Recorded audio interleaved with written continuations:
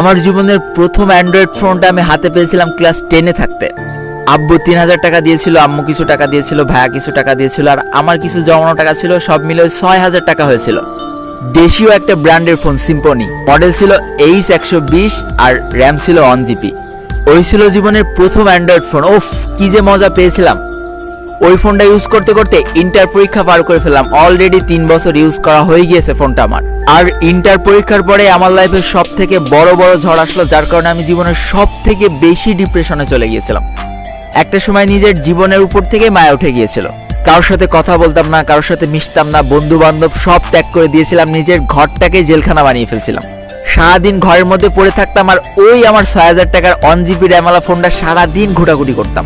একদিন দেখি আমাদের এলাকায় কিছু ছোট ছোট ছেলেপিলে এই ফ্রি ফায়ার গেমটা খেলছে। যেই দিন আমি প্রথম ফ্রি ফায়ার গেমটার সাথে পরিচিত হলাম, এক নজর গেমটা দেখে কেমন যেন একটা ভালো লাগা কাজ করে গেল। বাসায় এসে প্লে স্টোরে সার্চ দিয়ে দেখি 500 MB গেম। সারা রাত চিন্তা করলাম যে ভাই, আমার ফোনে র্যামই তো 1GB, আমার কি এই গেম চলবে? 3 বছর ইউজ করে ফেলেছি নর্মাল একটা সেট। ভাই, গ্যালারি ওপেন হতে আমার 1 মিনিট সময় লাগতো। চিন্তা করতেছি গেমটা ইনস্টল দিয়ে যদি ফোনটা নষ্ট হয়ে যায়, আমার বাসা থেকে তো জীবনেও ফোন কিনে দেবে না। তারপর অনেক চিন্তা ভাবনা করার পর তারপরের দিন সকালে প্রথম আমার ফোনে ইনস্টল দিয়ে ফেললাম ফ্রি ফায়ার গেম।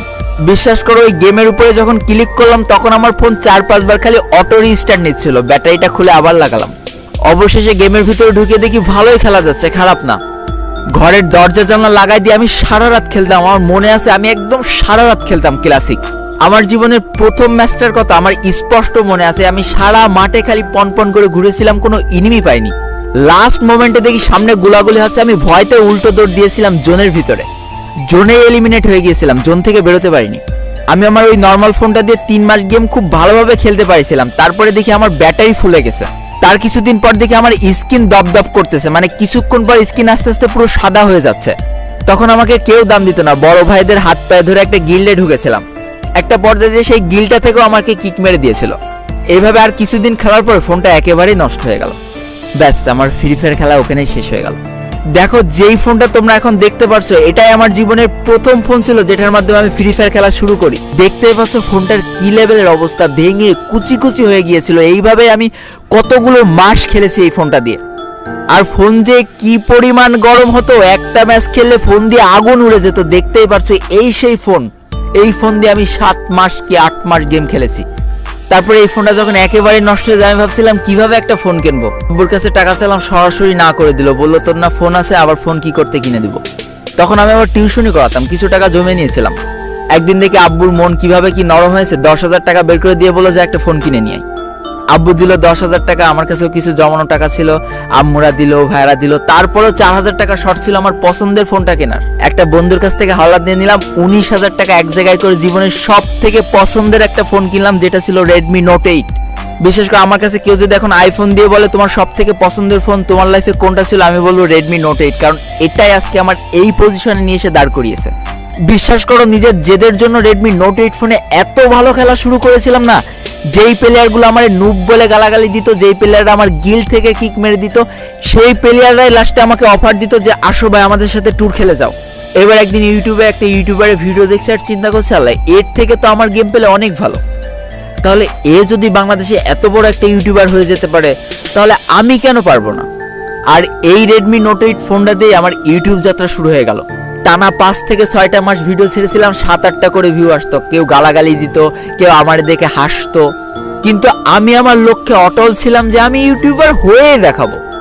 আর দীর্ঘ 5 থেকে 6 মাস পরে সেই দিনটা চলে আসলো। হঠাৎ করে আমার একটা ভিডিও ভাইরাল হয়ে গেল। তারপর থেকে কেন জানি না আমার যাত্রাটা অনেক সহজ হয়ে গিয়েছিল। আমার যখন 2.5 লাখ সাবস্ক্রাইবার হলো, জীবনে প্রথম নিজের ইনকামের টাকা দিয়ে একটা ভালো ফোন কিনলাম।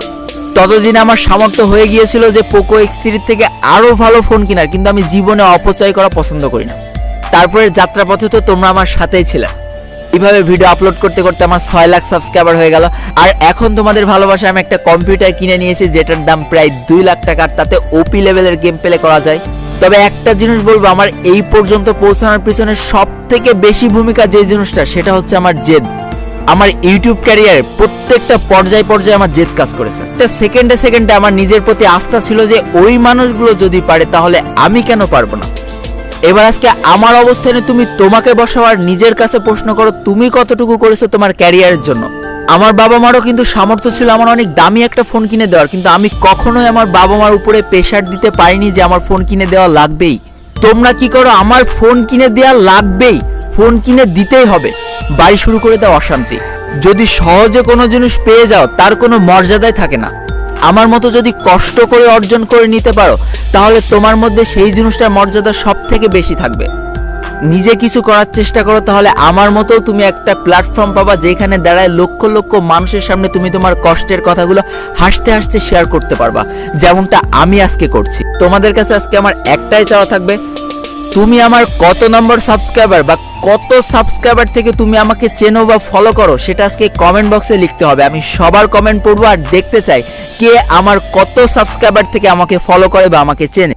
তো আজকের ভিডিওটা এই পর্যন্তই ছিল। ভিডিওটি ভালো লাগলে অবশ্যই একটা লাইক করে ফেলো, কমেন্ট করো, বন্ধুদের কাছে শেয়ার করে দিও।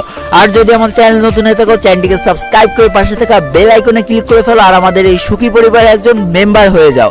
আজকে আমি বিদায় নিচ্ছি টুয়েলভ রোল গেমারের পক্ষ থেকে। ততক্ষণ সবাই সুস্থ থেকো, ভালো থেকো, আর তোমাকে একটা যে মানুষগুলো ভালো আছে তাদেরকেও অনেক ভালো রেখো। Tata, bye bye.